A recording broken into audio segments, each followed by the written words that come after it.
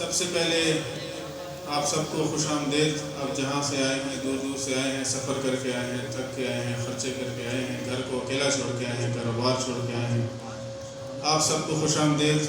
ہم سب جو ہے یہاں پہ تہہ دل سے آپ کے مشکور ہیں. اللہ آپ کی حاضری قبول و منظور فرمائے. آپ جو مرادیں دعائیں لے کے آئے ہیں ساری قبول و منظور فرمائے. اس کے بعد چونکہ دیر بھی ہو چکی ہے، آپ سب تھک بھی چکے ہیں، آپ نے سارا دن سفر کر کے آئے ہیں، اکثر ساتھی کام بھی کر چکے ہیں سارا دن. اس کے بعد ہم نے علامہ صاحب کا بیان بھی سننا ہے، نورانی بیان ان کا، تو میں مختصراً بیان کروں گا. تو سب سے پہلے جو اتنا بڑا ایونٹ ہوتا ہے، اتنا بڑی تقریب ہوتی ہے، تو یہ ایک دم سے نہیں ہو جاتی. اس کے پیچھے پورے سال کا تو رہنے دیں، کافی عرصہ لگتا ہے جی. اور جب اس کا موقع آتا ہے تو اس میں ہفتے 2 ہفتے کا کام لگتا ہے.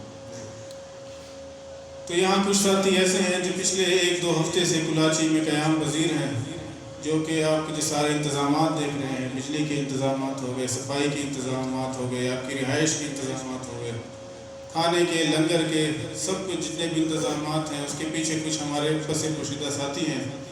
تو سب سے پہلے ہم ان کے مشکور ہیں کہ انہوں نے وقت نکالا دربار عالیہ کی خدمت کے لیے. اللہ ان کی خدمت قبول و منظور فرمائے.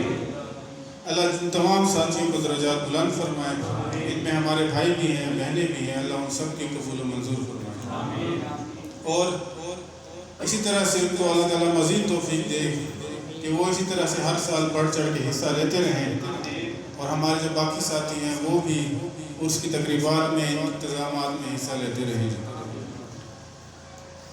جو مختصر سی بات ہے وہ میں آپ سے کرتا چلوں. اس کے بعد میں اجازت چاہوں گا آپ سے. جی آپ سب اتنے دور سے آئے ہیں، صرف ایک ہی مقصد سے آئے ہیں کہ فقیر نور محمد صاحب کے عرس میں شرکت کر سکیں، ان کے در پہ جا کے ماتھا ٹیک سکیں، ان سے دعا کر سکیں، ان سے التجا کر سکیں، ان سے اپنی دعائیں قبول فرما سکیں، ان کی روحانیت میں سے روحانیت لے سکیں، ان کے فیض میں سے فیض لے سکیں.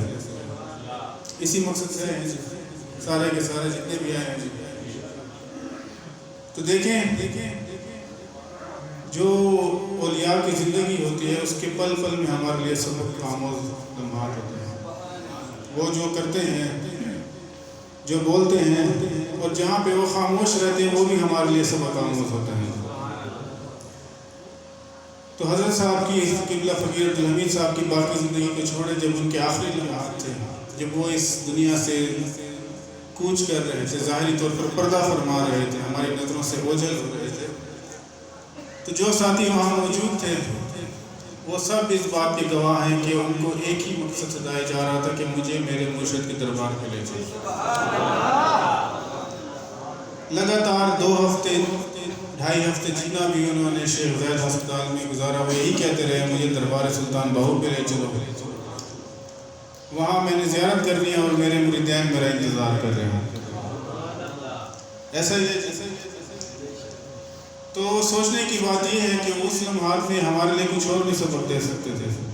ان کو علم تھا کہ اب میرے پردہ فرمانے کا وقت آ گیا ہے، تو میں کچھ ایسی باتیں بتاتا چلوں گا جو کہ ان کو مزید کام آئیں گی.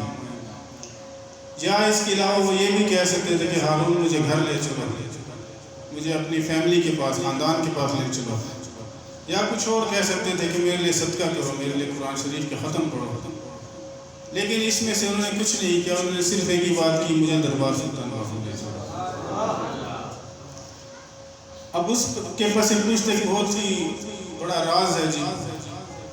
وہ غور کریں تو آپ سب کو سمجھ آ جائے گا. بڑا آسان ہے لیکن واضح اتنا ہے کہ لوگ اس پہ غور نہیں کرتے.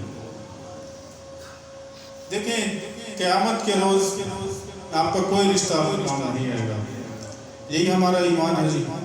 نہ والدین بچوں کے کام آئیں گے، نہ بچے والدین کے کام آئیں گے، نہ بھائی بہن کے کام آئے گا، نہ بہن بھائی کے کام آئے گی، نہ دوست احباب، کوئی بھی آپ کو نہیں پہچانے گا. نفسا نفسی کا عالم ہوگا، ہر ایک کو اپنی فکر پڑی رہے گی.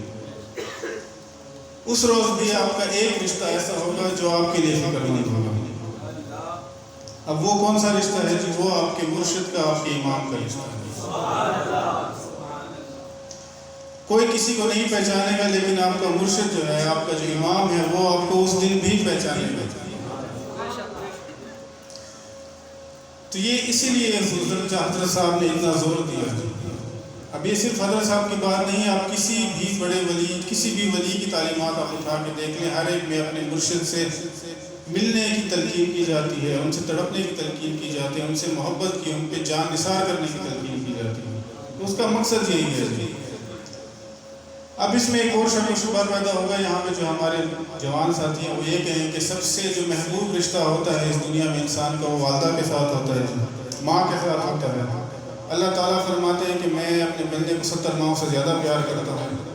یہ نہیں کہا کہ میں 70 مرشدوں سے زیادہ پیار کرتا ہوں، 70 ماؤں سے ہی کہا ہے نا۔ تو پھر سوال یہ پیدا ہوتا ہے کہ قیامت کے روز آپ کو مرشد آپ کو کیوں پہچانے گا، آپ کی ماں کیوں نہیں پہچانے گا؟ تو حدیث قدسی ہے جی، حضور صلی اللہ علیہ وسلم نے فرمایا، اور اسی بات میں ختم کروں گا، کہ قیامت کے روز سب سے پہلے جنت میں اللہ تعالیٰ کے نیک بندے داخل ہوں گے، اور وہ نیک بندے کون ہوں گے؟ وہ اللہ کے دوست ہوں گے۔ جو لفظ استعمال ہوا ہے ولی اللہ استعمال ہوا ہے۔ تو جب وہ جنت کے دانے پہ جائیں گے، جنت کے دروازے پہ جائیں گے، جب ان کے لیے جنت کھول دی جائے گی، تو وہ اللہ کے نیک بندے انکاری ہو جائیں گے، اللہ سے درخواست کریں گے کہ اللہ تعالیٰ ہمارے کچھ دوست ابھی دوزخ میں ہیں، آپ ان کی بخشش فرما دیجئے، ہماری خاطر ہماری سفارش سے ان کی بخشش فرما دیجئے تو ہم جنت میں داخل ہو جائیں گے۔ تو اللہ تعالیٰ کہیں گے جاؤ، جس کو پہچان سکتے ہو اس کو لا کے جنت میں داخل کرو، میں تم لوگوں کے صدقے ان سب کو معاف فرما دوں گا۔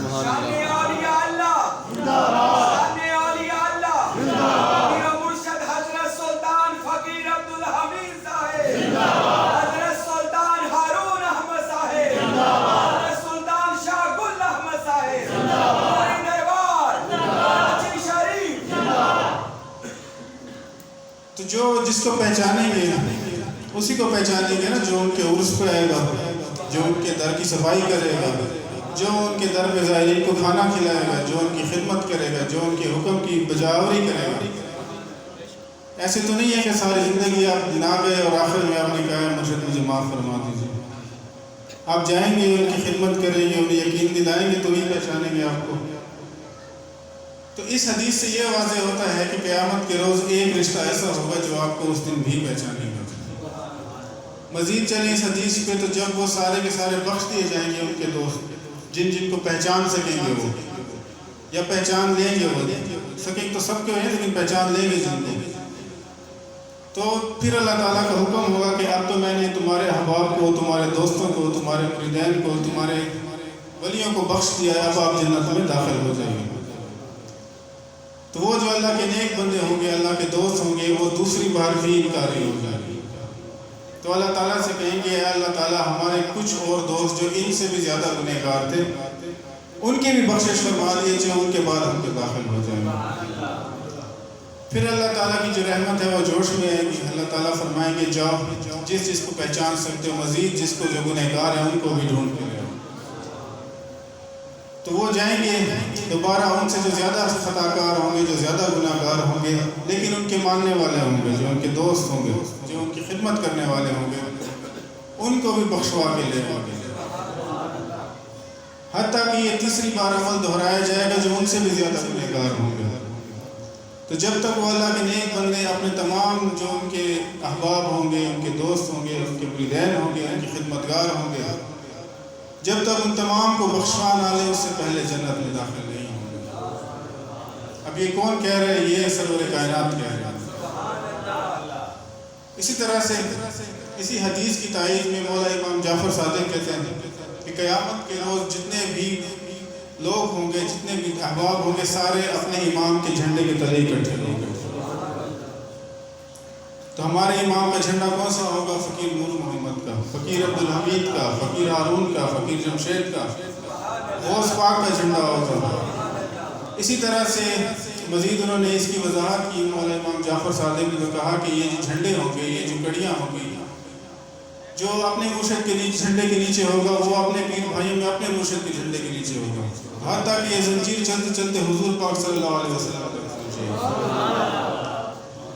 تو جو کہنے کا مقصد تھا، جو مختصر میں بیان کرنا چاہ رہا تھا، وہ حضرت صاحب نے جو اپنے آخری وقت میں جو تلقین کی، وہ ہمارے لیے سب سے بڑا سرمایہ ہے جی۔ انہوں نے اپنے آخری وقت میں اور کچھ نہیں مانگا، کوئی دعا نہیں مانگی، کوئی اپنے خاندان کی طرف کسی چیز کے لیے نہیں مانگی، کسی ترکیب، صرف یہ کہا کہ مجھے میرے مرشد کے در سے لے جاؤ۔ وما علینا